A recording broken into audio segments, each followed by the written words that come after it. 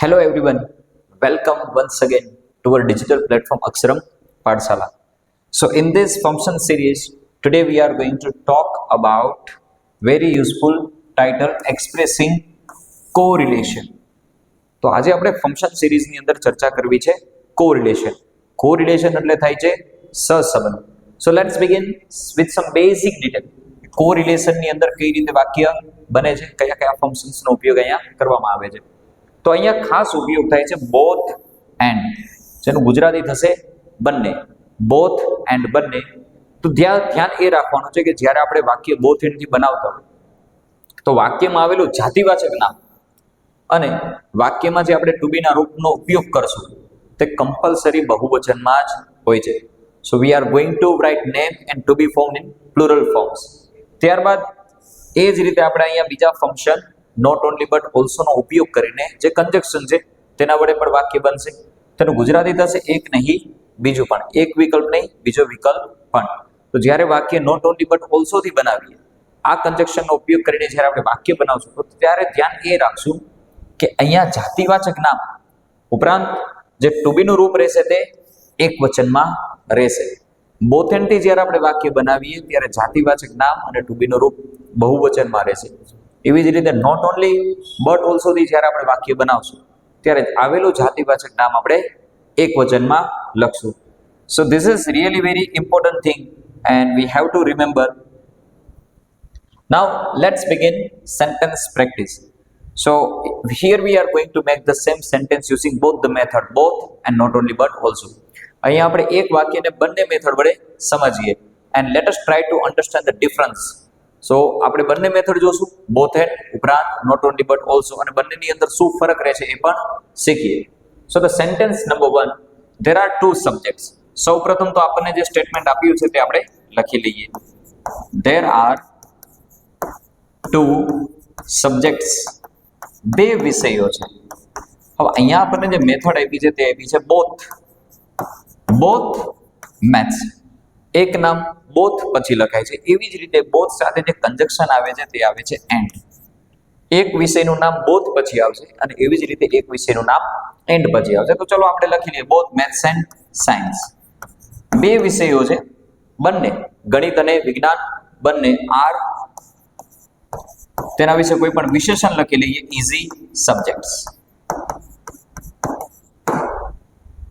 So this is the answer of the sentence.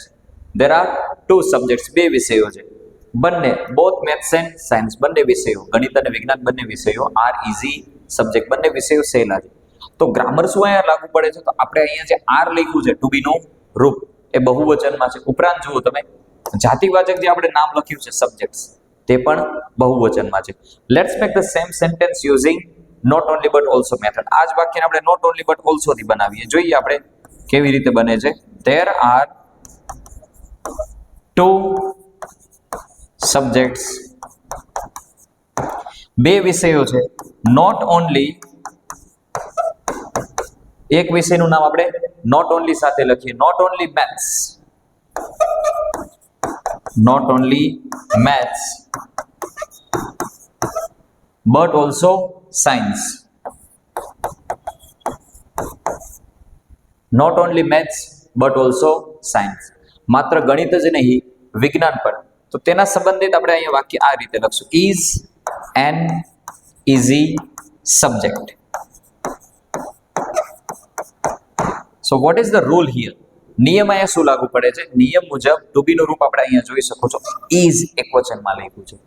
ઉપરાંત જ્યારે પણ આપણે એકવચન નામ લખીએ ત્યારે આર્ટિકલ એ અથવા એન નો ઉપયોગ કરી શકીએ. તો એન ઇઝીને ધ્યાનમાં લઈને આપણે આર્ટિકલ એન લખ્યું છે. સબ્જેક્ટ જે લખ્યું છે તે ખાસ નજર કરો, સબ્જેક્ટ આપણે એકવચનમાં લખ્યું છે. So this is the only difference. We have to keep this thing always in our mind while working with both and not only but also as a conjunction. Okay, so these two examples are not enough. Let's have some more examples. થોડા વધારે વાક્યો જોઈએ. So here we have sentence number 3. Mr. Mehra has two sons. Mr. Mehra ને બે પુત્રો છે. Both બંને. Both Anil. એક નામ બોથ પછી લખ્યું, એવી જ રીતે એક નામ એન્ડ પછી આપણે ધારી લેવાનું, બોથ અનિલ એન્ડ સુરેશ.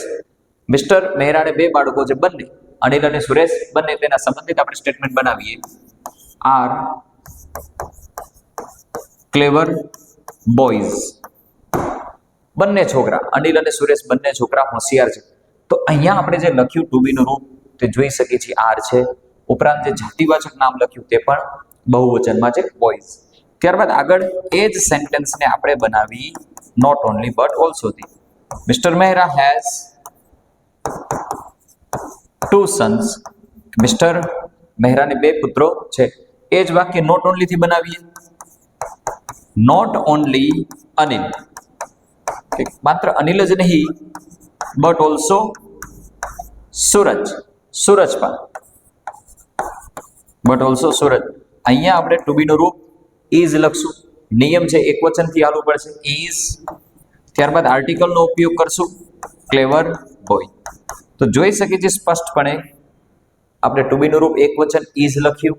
ઉપરાંત જે જાતિવાચક નામ છે તો તે પણ આપણે બોય લખ્યું છે, જ્યારે બોથ એનું બધું જ બહુવચનમાં હતું.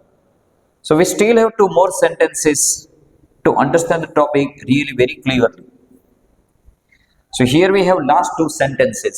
હજી આપણી પાસે બે વાક્યો છે, ચલો બનાવીએ. We visited two cities. આપણે બે શહેરોની મુલાકાત કરી. તો કોઈ પણ આપણે નામ ધારી લઈએ, બોથ સુરત. એક નામ બોથ પછી એક નામ એવી જ રીતે એન્ડ પછી, બોથ સુરત એન્ડ રાજકોટ. બે શહેરોની મુલાકાત કરી. બંને સુરત અને રાજકોટ બંને આર વેરી બિગ સિટીઝ. બે શહેરોની મુલાકાત કરી. બંને સુરત અને રાજકોટ બંને ખૂબ જ મોટા શહેરો છે. ટુ બી નું રૂપ અહીંયા જોઈ શકીએ છીએ આર, બહુવચન પ્રમાણે. સિટીઝ જે આપણે લખ્યું છે તે પણ બહુવચન મુજબ લખ્યું. Okay, let's make the same sentence but using not only but also method. We visited two cities. બે શહેરોની મુલાકાત કરી છે. Not only,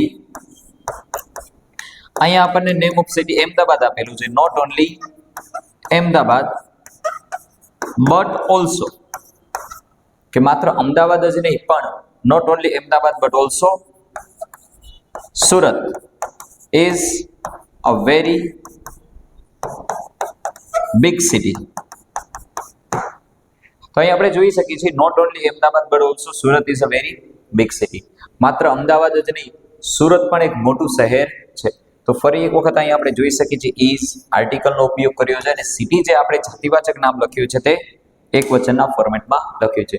so students, this is how we can use this both conjunction, both and not only but also. If we have been given the title expressing correlation, ધ્યાન એ રાખશું કે both and સાથે નામ અને to be નું રૂપ બહુવચન, ઉપરાંત not only but also સાથે નામ અને to be નું રૂપ જે છે તે એક વચનમાં રહેશે. So I hope that this video really will be very useful to you to get maximum marks during your exam time. So to students, today is over here. I will back with a new interesting video lecture. Till then everyone, you just take care.